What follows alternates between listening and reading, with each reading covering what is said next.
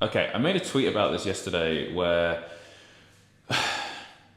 I'm utterly tired of having to self-censor anything, which means that you have to get weird. I've spent a very, very long time just being the person I thought that other people needed me to be, or I thought I needed to be to get something out of them.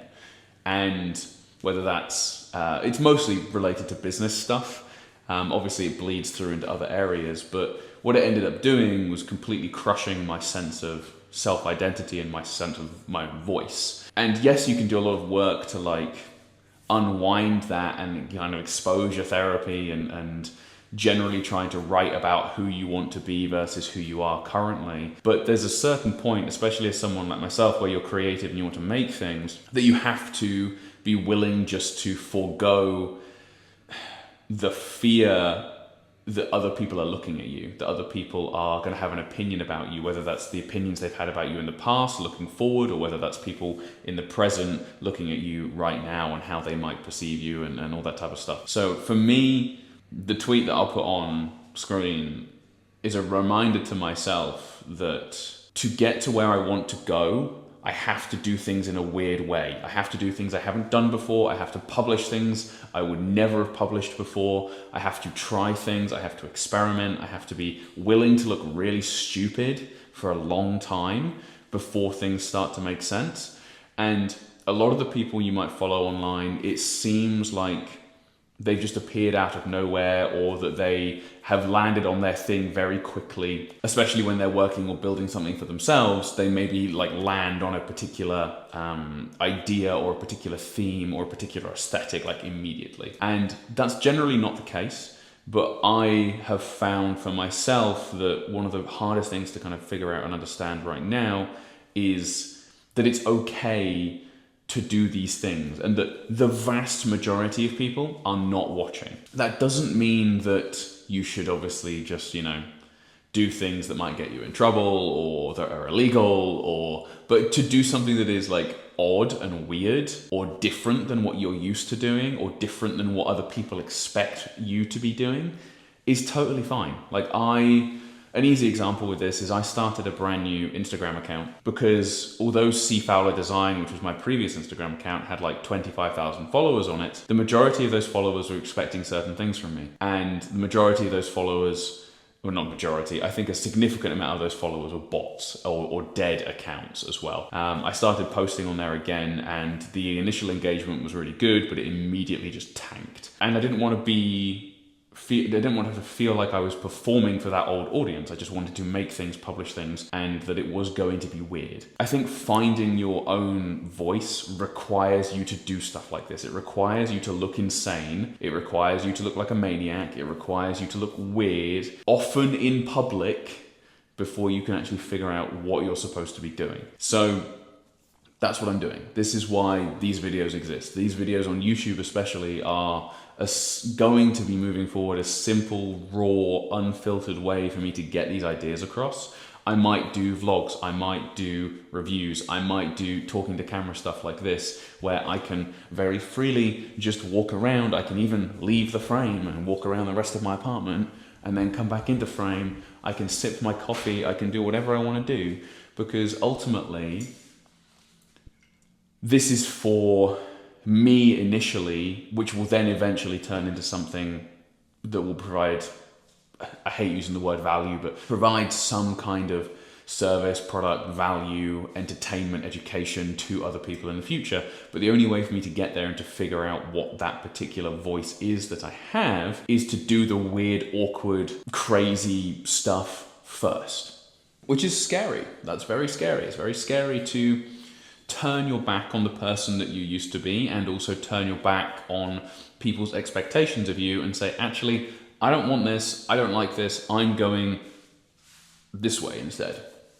And to me, that's no easy task when your face is the reason that you have a business. Like my face, my voice, it's all under my name. That's why I have a business.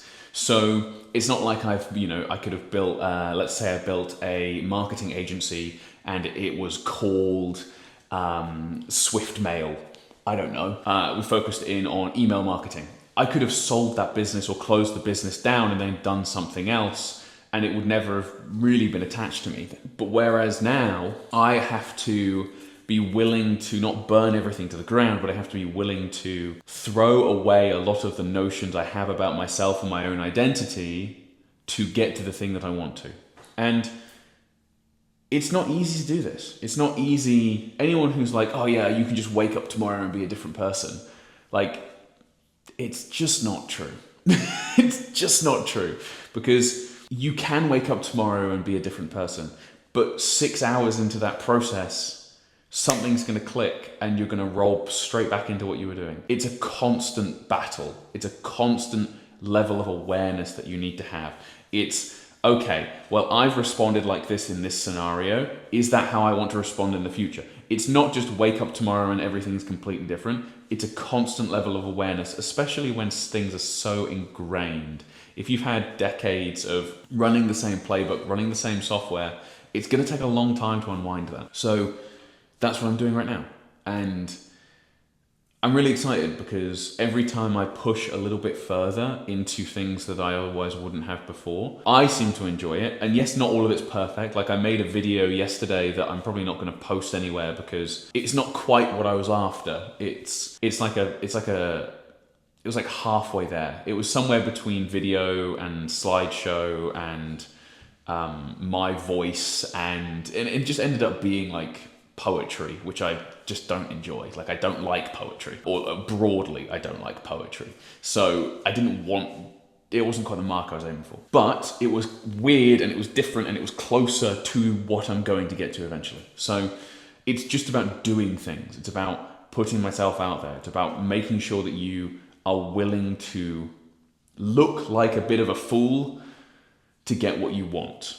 Because ultimately, would you rather die or be on your deathbed and have spent all your time worrying about looking like an idiot rather than actually doing what you want to do? So I'm not going to worry about that anymore, and I'm excited to see where the next few weeks and months go, because these videos are going to probably evolve slowly, whereas the short form stuff will evolve much faster. And I'm intentionally just trying to use this as a way, these particular videos, as a way to express myself completely unfiltered. And sometimes there will be a specific topic, sometimes it will be more rambling, sometimes it's going to be out and about, sometimes I'll just bring a camera and set it up. I have 2 microphones now, so if I'm with my friends or talking about business stuff, for example, I can bring that as well.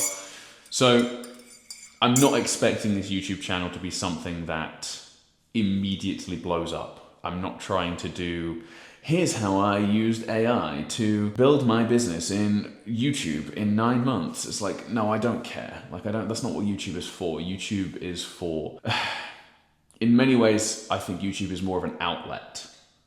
It's a way to have a presence online. It's a way to express yourself freely, knowing that yes, you could build an audience around this, and yes, if I put into more effort to specific storytelling or to specific reviews or specific let's plays or whatever the theme is, that there is room for that on YouTube. And there is, it doesn't matter how long I've been or had a YouTube account. I think it's been like 15 years at this point. It doesn't matter how many years I've spent watching videos on YouTube, that there is always something new in a category that I thought was saturated. So if you go and look at like the Minecraft YouTubers that I watched when I was 14 versus the Minecraft YouTubers today, they're generally not doing anything that drastically different.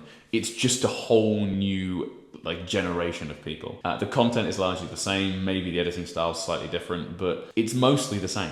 Just to full circle this, these are going to be raw and unfiltered.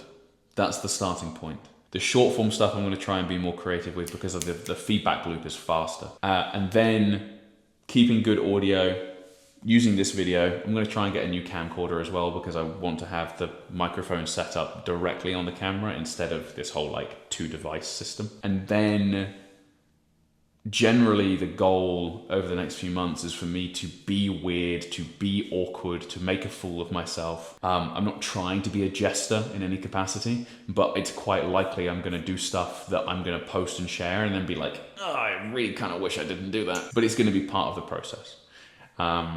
So yeah, Enjoy the rest of your day. I'll see you later.